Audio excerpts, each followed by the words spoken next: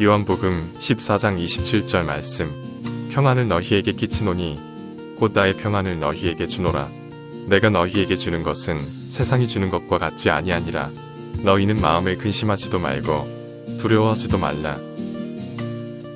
자, 우리가 예수님의 음성을 늘 말씀을 통해서 듣기도 하고 또 기도 가운데 성령의 세미한 소리를 따라 듣기도 합니다. 우리가 음성은 보통 네 가지 정도로 우리가 이해하거든요. 하나는 성경을 우리가 읽을 때, 기도할 때, 또는 그 믿음의 그 신실한 주의 종들, 또 믿음의 사람들과 대화할 때, 또 세상에 여러 가지 우리 삶에 일어나는 많은 그 환경의 변화들 속에 우리가 말씀하시는 세미한 음성을 듣기도 합니다. 사람을 통해서, 환경을 통해서, 성경을 통해서, 주의 종들을 통해서 이렇게 하나님의 말씀의 음성들이 들려지는데, 피해야 될 소리도 있습니다. 잘 들어야 된다는 거죠. 그러니까 주님만 말씀하는 게 아니고 세상의 소리도 있고 사단의 소리도 있잖아요. 잘 들어야 되는 거죠. 그래서 듣지 않도록 피해야 될 소리 한번 우리가 묵상하겠습니다.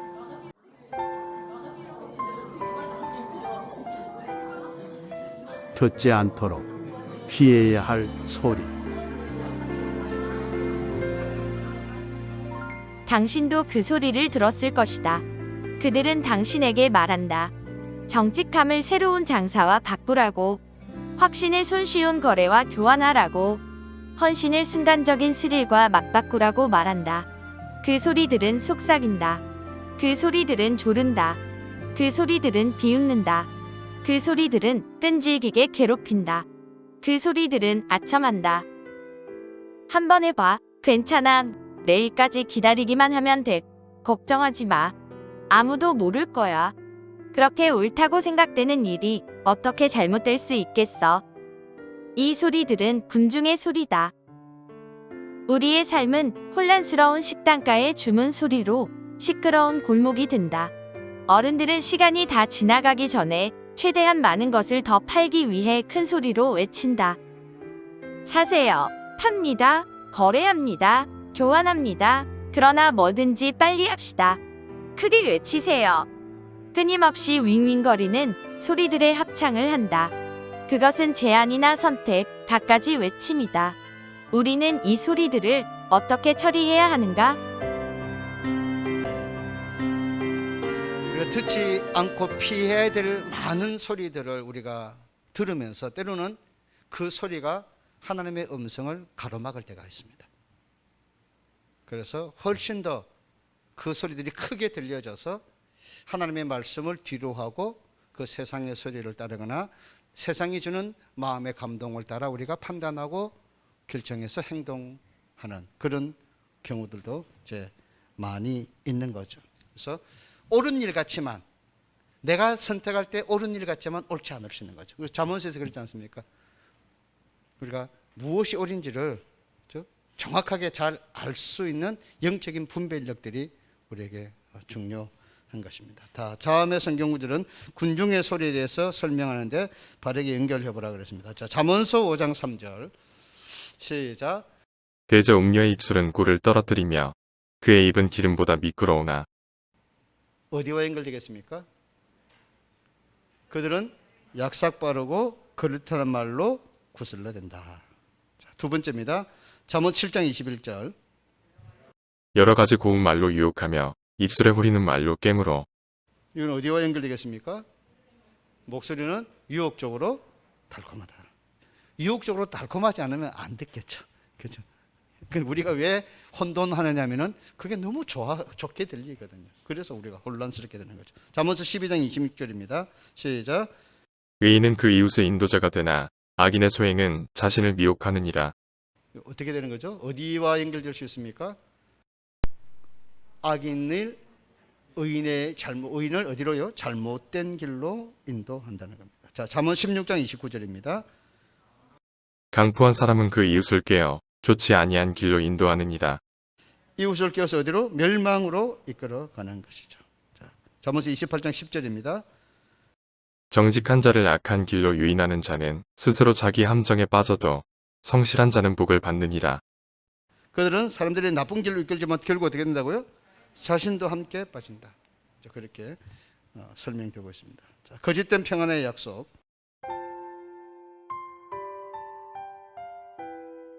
거짓된 평안의 약속들. 예수님도 무엇인가를 약속하는 소리를 들으셨다.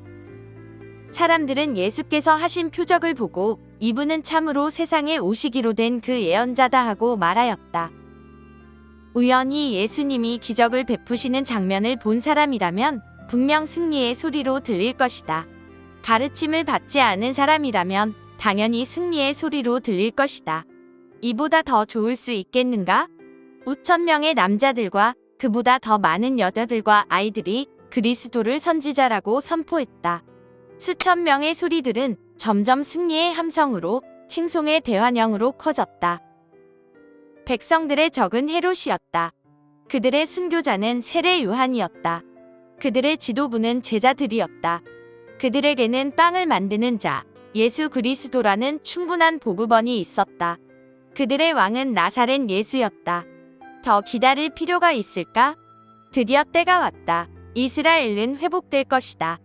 하나님의 백성은 하나님의 음성을 들었다. 우리의 왕 예수. 누군가가 이렇게 외치자 군중들은 맞장 굳히면서 한 목소리로 외치기 시작했다.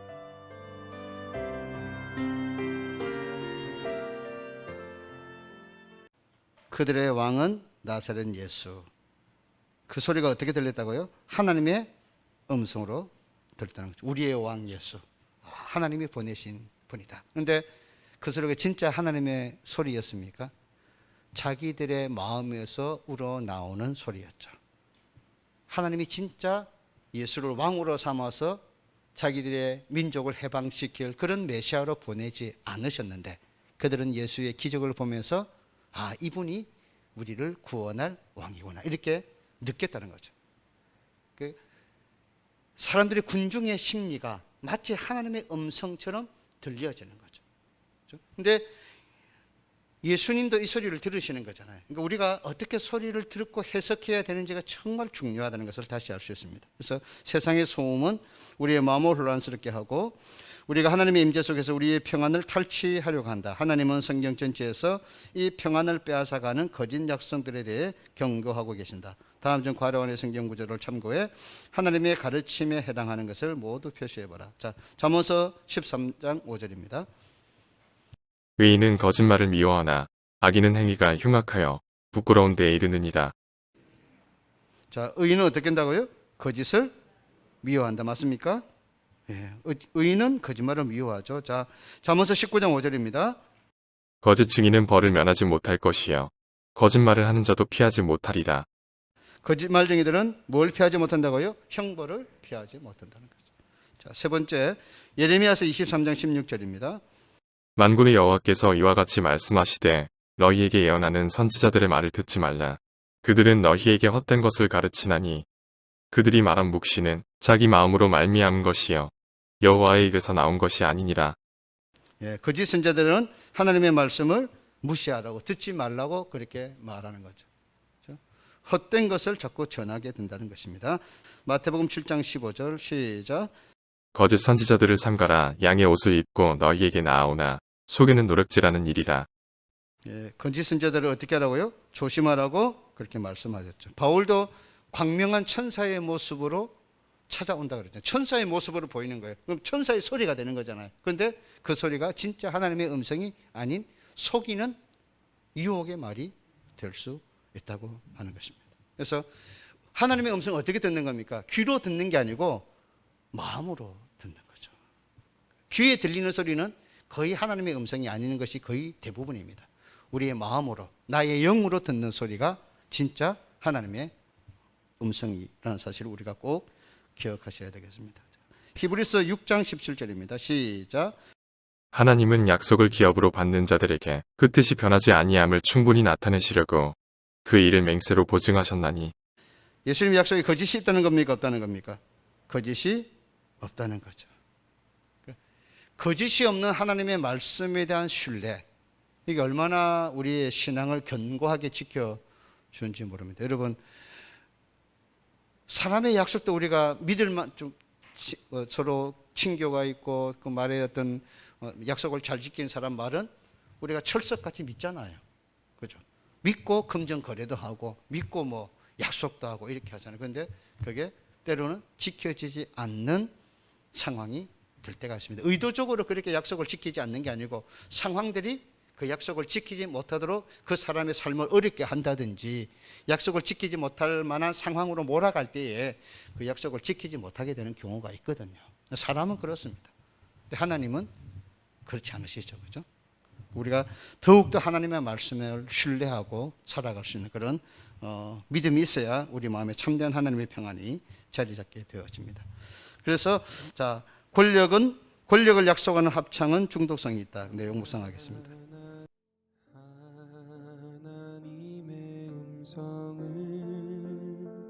권력을 약속하는 합창은 중독성이 있다. 그리고 어떤 십자가도 어떤 희생도 필요하지 않다. 예수님은 손가락 하나만으로도 제자들의 군대를 움직일 수 있다. 십자가에 매달려 죽지 않고도 세상을 바꿀 수 있는 힘이 있다. 복수는 달콤하다. 세례 요한의 머리를 갖고 있는 자가 가까이에 있다. 아마도 그는 위협적인 칼끝이 자신의 목을 향해 차갑게 다가오고 있음을 느꼈을 것이다. 예수님은 그 소리를 들으셨다. 그분은 유혹의 소리를 들으셨다. 그러나 또 다른 이의 목소리도 들으셨다. 그리고 그의 목소리를 들었을 때 예수님은 그에게 나아갔다. 그러므로 예수께서 저희가 와서 자기를 억지로 잡아 임금 삼으려는 줄을 아시고 다시 혼자 산으로 떠나 가시니라. 예수님은 그릇된 백성들과 군중 속에 있기보다는 홀로 진리의 하나님과 시간을 보내고 싶어 하셨다. 인간의 이성은 군중들을 해산시키지 말라고 속삭이며 인간의 관행은 자발적인 지원군에게서 등 돌리지 말라고 말한다. 그러나 예수님이 들으신 것은 그런 소리들이 아니었다. 예수님은 내면에서 들려오는 한 소리를 들으셨다.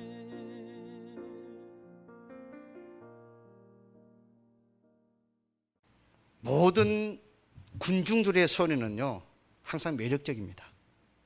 중독성이 있습니다.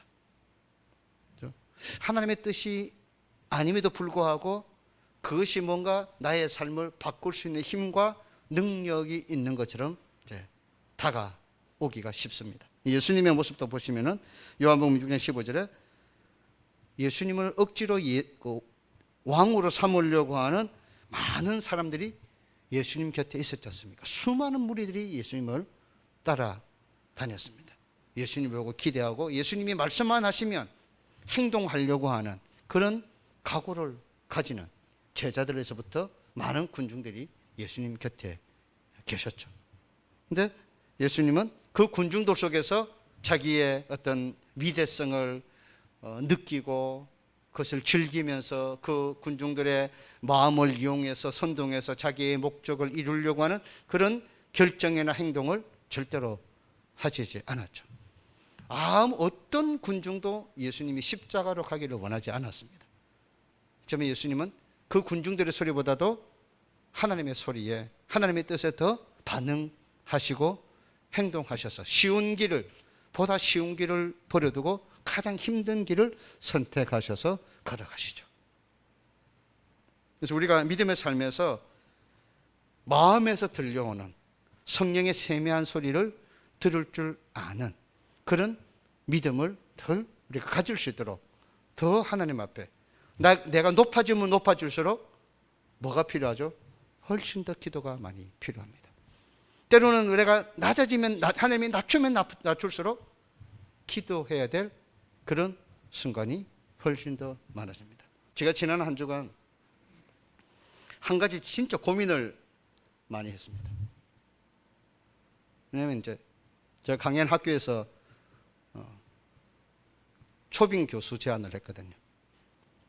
그러면 월, 화, 수, 목 계속 강의를 나가야 돼요. 그래서 그러면 여러분 교회를 섬기는 일에 약간 지금 2번만 나가지만 4번을 나가야 되잖아요. 3년간이거든요. 훨씬 더 달콤했어요. 가야 되겠다 이런 생각을 참 많이 했습니다. 근데 또 한편의 소리는요. 야, 너 목회 안 하고 거기 가서 거기 있어가 되겠냐. 그런 소리였어요. 두 가지 가지고 엄청 갈등을 했습니다. 제가 포기했습니다. 학교. 어떻게 교회를 내가 일주일간 3분의 1을 비우고 거기 제 개인적으로는 훨씬 좋겠죠. 그는 하나님이 기뻐하지 않는다고 생각했습니다. 소리들이 막 사람들의 이야기도 들어오고 온갖 소리가 많았는데 결국 하나님 앞에 제가 생각하기에 하나님이 주시는 음성은 그만하라고 하면 그만해라. 그런 소리로 제게 들렸습니다. 제가 포기했습니다. 금요일 1시까지였거든요. 대답을. 고민하다가 노하고 그냥 대천으로 우리 딸내미 있는 대로 가족 데리고 잠깐 쉬러 갔었습니다. 그런데 또 소리가 들려요. 뭐 다른 길이 있지 않겠어? 다른 길이 있지 않겠어? 뭐 이렇게. 네, 여러분, 하나님의 뜻을 따라가는 삶은 항상 뭔가 달콤한 것 같아요. 그래도 그런데 그래서 뭐 특별히 뭐 문제가 있나? 네가 뭐 죄 짓는 것도 아닌데 명예도 주어지고 물질도 주어지고. 네, 그게 하나님의 교회를 섬기는 주의 종으로서 가져야 될 최소한의 양심이나 어떤 교회를 섬기는 목회자로서 성도들에 대한 어떤 헌신 이런 면에서 하나님이 절대로 기뻐하지 않는다는 그런 생각을 하게 만들었습니다. 그래서 제가 포기했거든요. 그래서 여러분 잠언서 8장 한번 찾아보겠습니다. 잠언서 8장 1절부터 4절. 지혜가 부르지 아니하느냐 명철이 소리를 높이지 아니하느냐 그가 길가의 높은 곳과 내거리에 서며 성문곁과 문 어귀와 여러 출입하는 문에서 불러 이르되 사람들아 내가 너희를 부르며 내가 인자들에게 소리를 높이노라. 하나님의 소리를 크게 들을 줄 아는 믿음. 세상의 소리가 크게 들리면 우리는 육신의 삶을 살게 됩니다. 하지만 하나님의 소리를, 말씀의 소리를 더 크게, 하나님의 소리가 내 귀에 쟁쟁하고 성령님이 내 마음에 부딪히는 소리가 강력하면은 우리는 하나님의 뜻에 따라 살아갈 수밖에 없습니다. 여러분, 한 주간 여러분의 삶의 소리, 많은 소리를 들으면서 그 소리가 하나님의 소리보다 점점 더 약해질 수 있도록 하나님 앞에 더 귀를 기울이며 말씀 앞에 살아가는 우리 성도들이 되시기를 간절히 축복합니다. 요한일서 4장 4절부터 6절, 하나님의 음성을 들어야 되는 이유를 우리에게 말해준다. 이 말씀을 토대로 아래의 빈칸을 채워보라 그랬습니다. 자, 요한일서 4장 4절부터 6절 한번 읽어볼까요? 시작. 자녀들아 너희는 하나님께 속하였고 또 그들을 이기었나니 이는 너희 안에 계신 이가 세상에 있는 자보다 크심이라. 그들은 세상에 속한 고로 세상에 속한 말을 하매 세상이 그들의 말을 듣느니라. 우리는 하나님께 속하였으니 하나님을 아는 자는 우리의 말을 듣고 하나님께 속하지 아니한 자는 우리의 말을 듣지 아니하나니 진리의 영과 미혹의 영을 이로써 아느니라. 빈칸을 한번 보실까요? 우리는 누구에게 속했다고요? 하나님께 속했습니다. 너희 안에 계신, 우리 안에 계신 하나님의 성령은 세상에 있는 자보다 어떻게 더 크시다. 세상 사람들은 어떻게 해요? 어떤 말을 하고요? 세상에 속한 말을 하고, 세상의 다른 사람들은 그들의 말을 귀 기울여 듣지만, 그러나 우리는 누구에게 속해 있습니까? 하나님께 속해 있습니다. 누구의 말을 들어야 된다는 이야기입니까? 하나님의 음성을 들어야 된다는 겁니다. 자, 예수님의 음성입니다.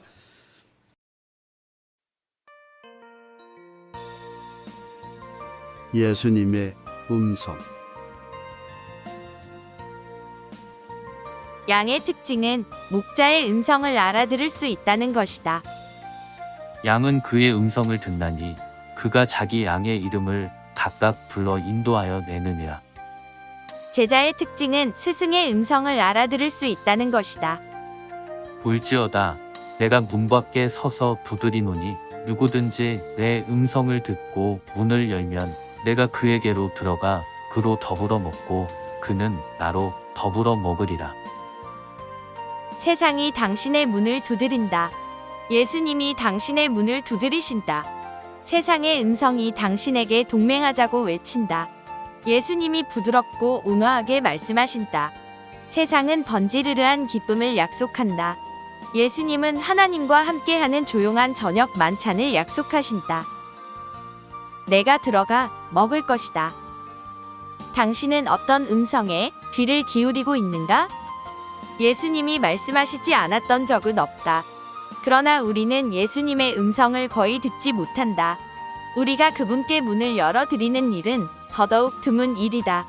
그러나 그렇다고 해서 예수님이 계시지 않는 것은 아니다.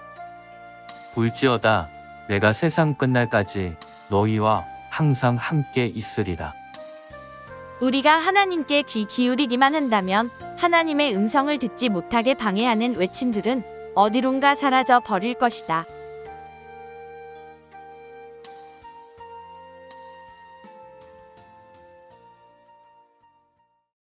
예수님은 항상 계셨습니다. 그분은 또 항상 말씀하셨습니다. 문제는 내가 못 듣는 데 있는 거죠. 내가 그 하나님의 존재를 인식하지 못하고 사는 데 있습니다. 그러니까 하나님이 어디 계십니까? 이것은 우리 믿음의 올바른 고백이 아닙니다. 하나님, 당신을 만나게 해 주십시오. 당신의 음성을 듣게 해 주십시오. 지금도 말씀하시는 주님의 소리를 내가 들을 수 있는 귀와 들을 수 있는 마음을 주십시오. 이게 우리의 기도가 될 수 있어야 하겠습니다. 자, 방금 읽은 내용을 토대로 예수님의 음성을 듣는 것에 대해 바르게 설명하고 있는 것을 모두 표시해 보라 그랬습니다. 자, 오직 예수님의 양만이 그분의 음성을 알아들을 수 있다. 맞습니까? 오입니까? X입니까?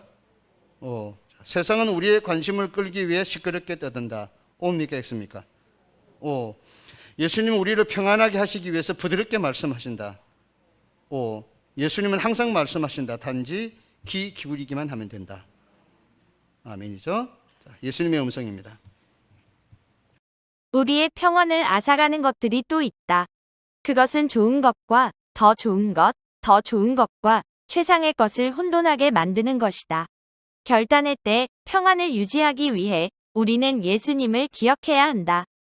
우리의 평안을 앗아가는 것들이 또 있습니다.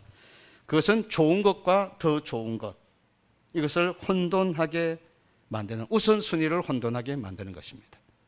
그러니까 분명히 좋은 것인데 더 좋은 게 있습니다. 중요한 것이지만 훨씬 더 중요한 게 있습니다.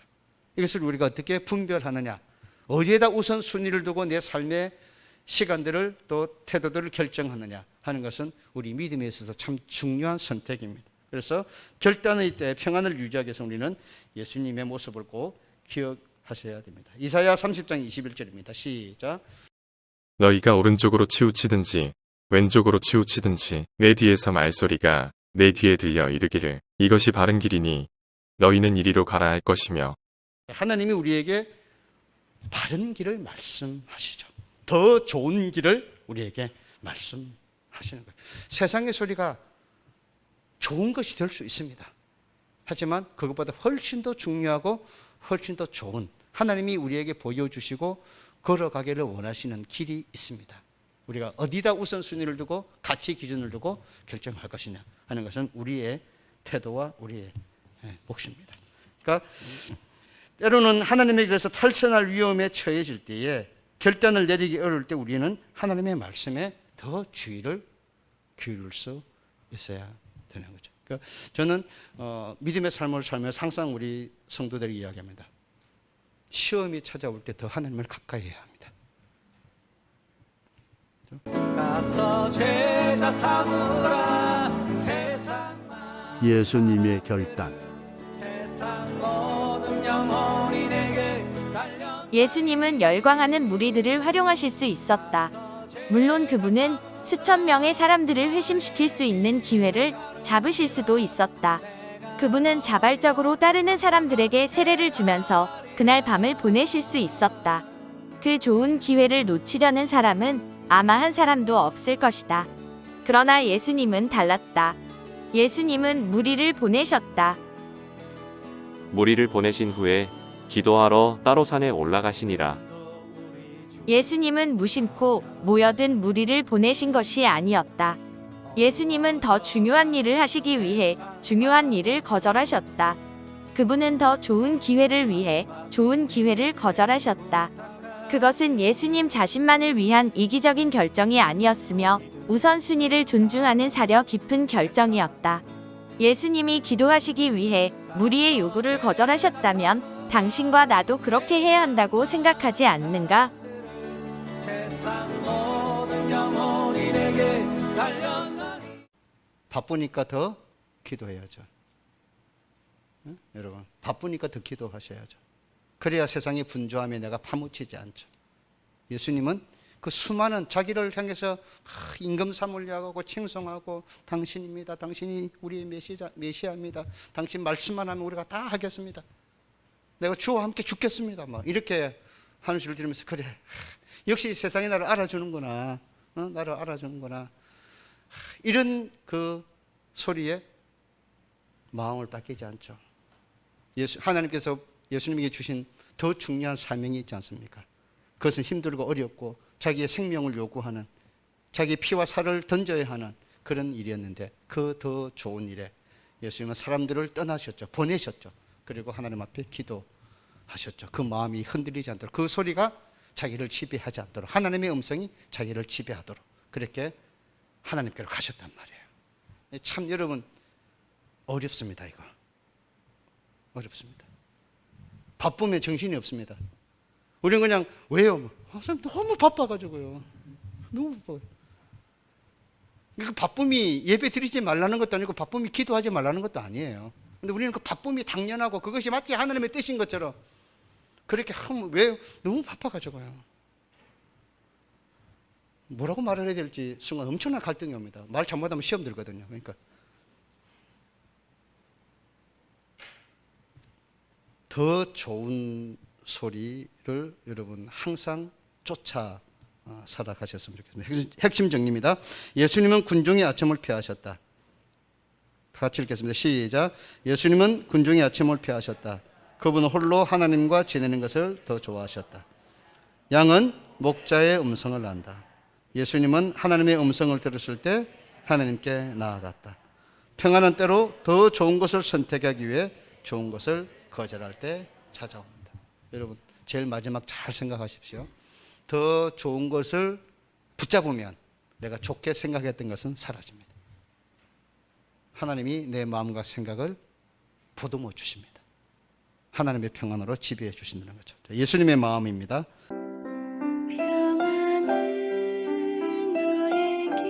예수님의 마음. 마르다는 옷을 추스르고 터벅터벅 마중을 나갔다. 마르다의 발이 바닥에 닿을 때마다 너무 늦었어, 너무 늦었어라는 소리를 내는 것 같았다. 주님께서 다가서자마자 나흘 동안 그녀를 괴롭혔던 생각이 입에서 터져 나왔다. 만약 당신께서 여기에 계셨더라면 제 오빠는 죽지 않았을 겁니다. 이에 예수님은 그녀에게 일말의 희망을 비춰주는 말씀을 하셨다. 내 오빠는 다시 살아날 것이다. 그녀는 조심스러운 표정으로 예수님을 바라보면서 대꾸했다. 저도 오빠가 마지막 날에 다시 일어날 것이라는 사실은 압니다. 예수님은 느긋하게 다시 말씀하셨다. 나는 부활이요 생명이니 나를 믿는 자는 결코 죽지 않을 것이다. 그리고 그녀를 응시하면서 물으셨다. 마르다야, 너는 이 사실을 믿느냐? 마르다는 그제서야 안도의 한숨과 함께 표정이 밝아지면서 확신에 찬 목소리로 대답했다. 주님, 믿습니다. 그것으로 충분하다. 마르다는 집으로 발걸음을 돌려 마리아에게 달려갔다. 마르다는 예수님이 주시는 평안을 경험한 것이다.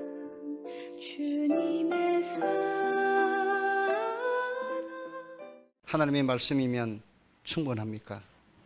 오늘 우리는 하나님의 말씀을 들었습니다. 여러분에게 여러분을 둘러싸고 있는 여러분 마음에 가득 찬 복잡한 여러 생각들, 여러 소리들을 예수님께 가지고 가서 더 중요한, 더 가치 있는 것을 말씀하시는 그분의 그 세미한 예수님의 음성을 따르는 양들이 되십시오. 그 말씀으로 주님 아멘입니다. 주님 네 그렇습니다. 아멘입니다. 이렇게 우리가 말하며 주님의 품에 안길 수 있는 믿음의 길을, 어수선한 우리의 마음과 삶의 발걸음을 정돈하고 추스려서 주님 그 말씀이면 제가 따르겠습니다. 믿고 따르겠습니다. 지금 오빠 이미 죽었잖아요.